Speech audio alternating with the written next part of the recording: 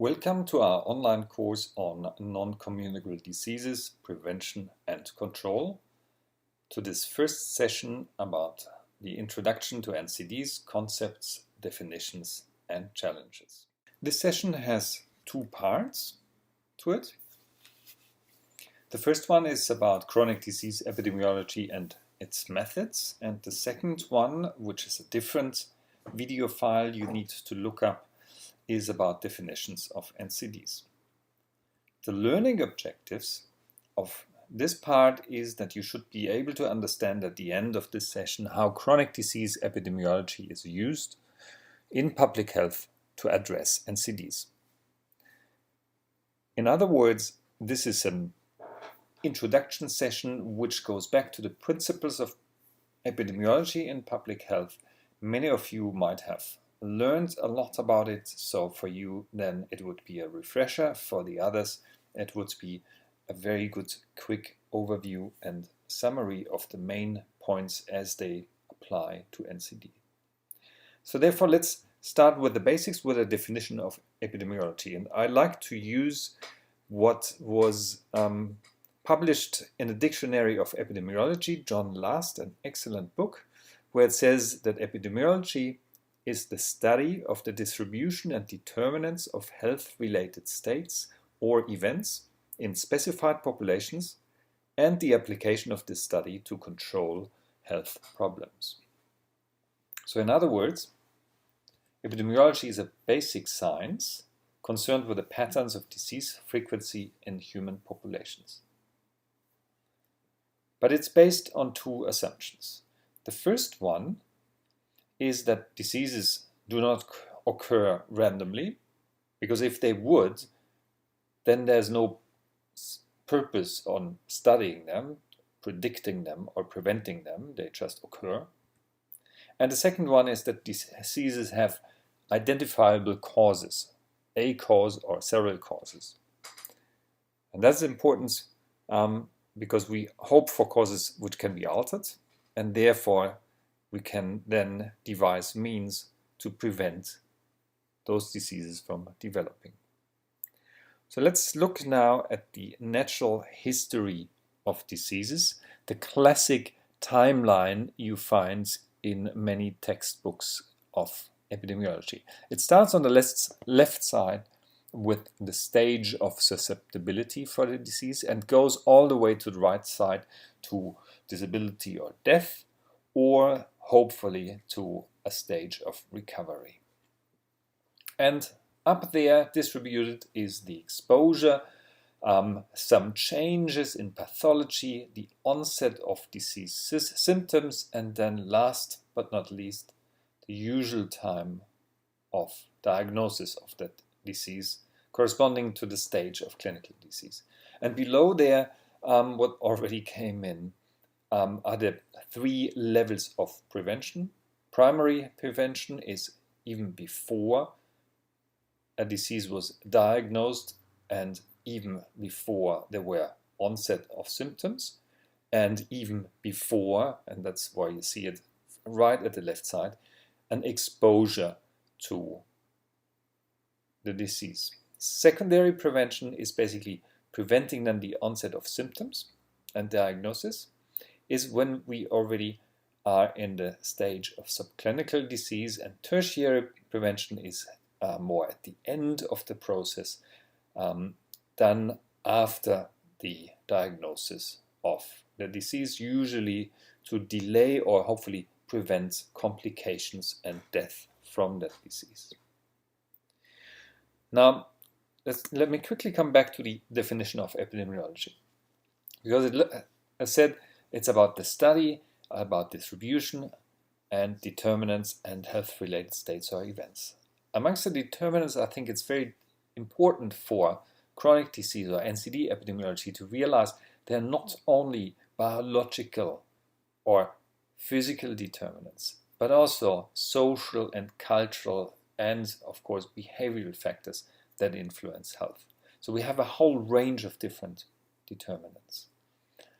And we are looking also at a whole range of health-related states or events. So, of course, diseases, but not only that, but also the causes of death, So we're looking at morbidity and mortality. We look at behaviors, reactions to preventive measures and provisions and use of health services. So that is all included in the approach of epidemiology. What are the key applications to control in epidemiology?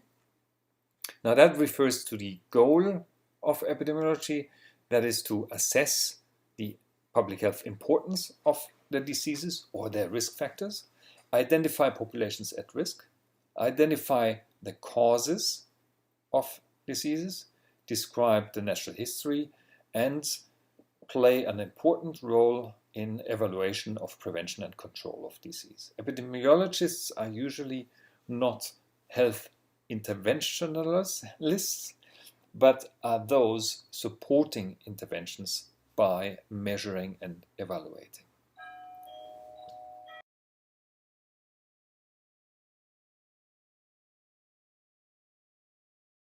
Now let's look at the different approaches in epidemiology.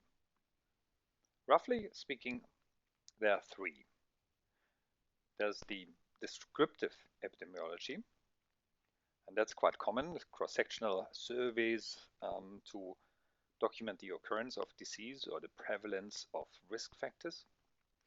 Then there's the etiological epidemiology, looking at causes of diseases by use of cohorts or case control designs.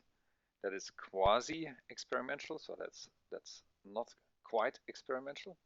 And then the third group would be experimental epidemiology, where therapy is being assessed or interventions in public health are being assessed, also again by the use of cohort studies or randomized large-scale clinical trials.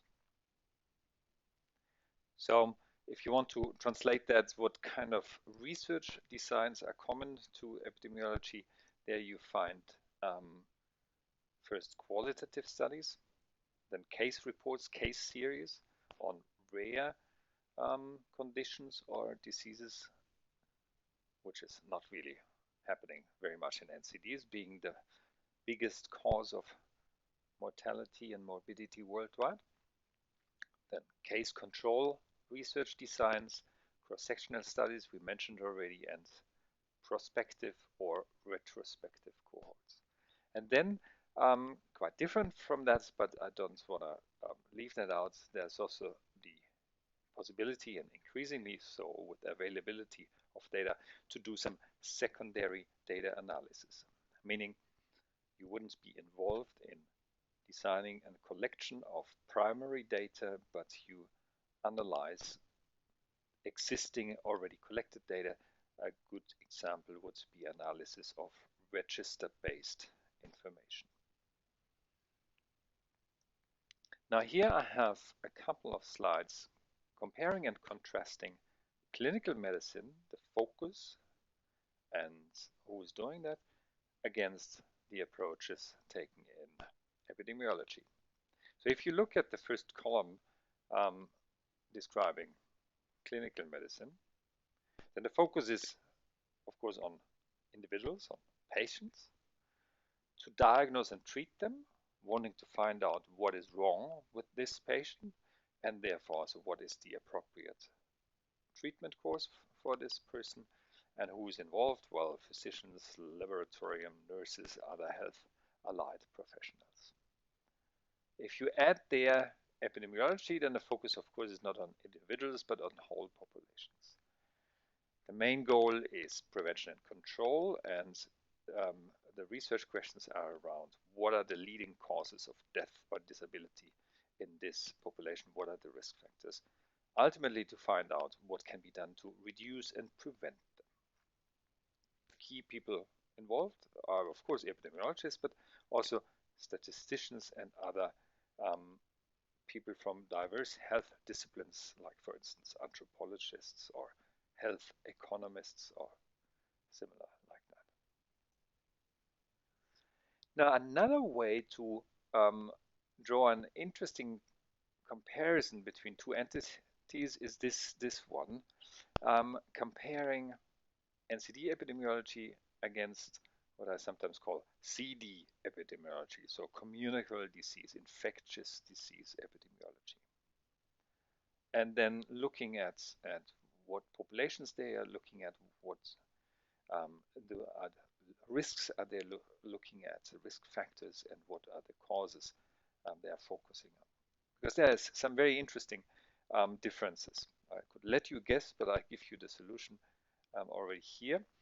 In terms of the difference in population is that NCD epidemiology deals basically with one set of populations, with humans.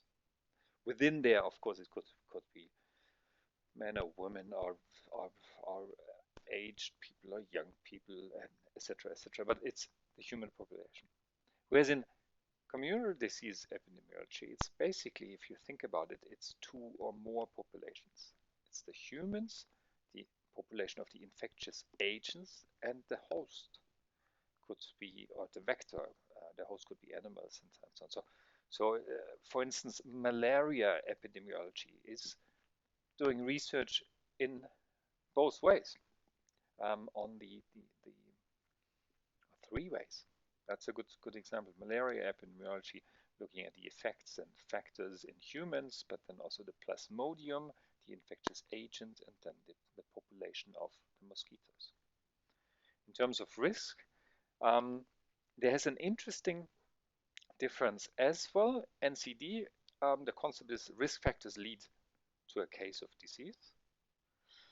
Whereas in addition, in CD epidemiology on the right side is that a person with the disease can also quite often become a risk factor for others.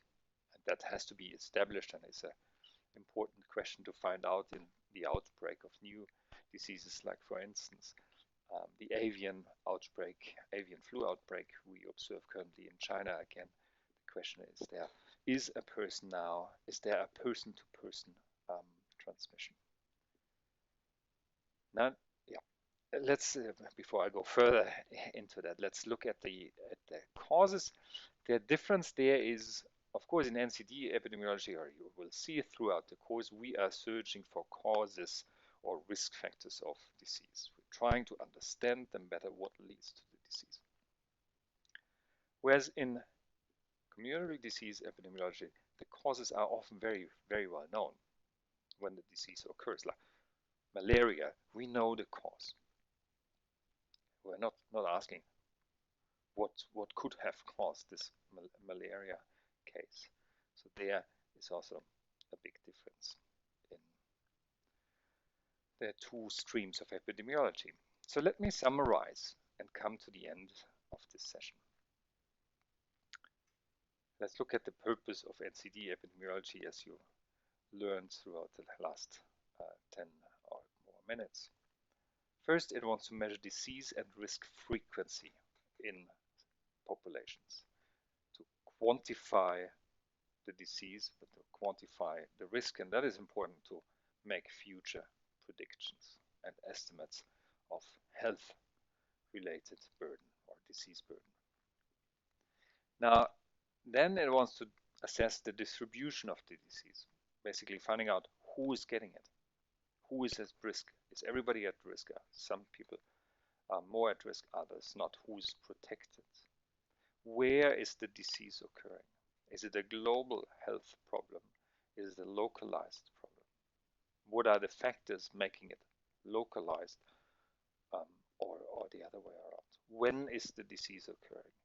That could be all dimensions of time, not only related to the individual. Is it occurring during childhood, during adulthood, or later?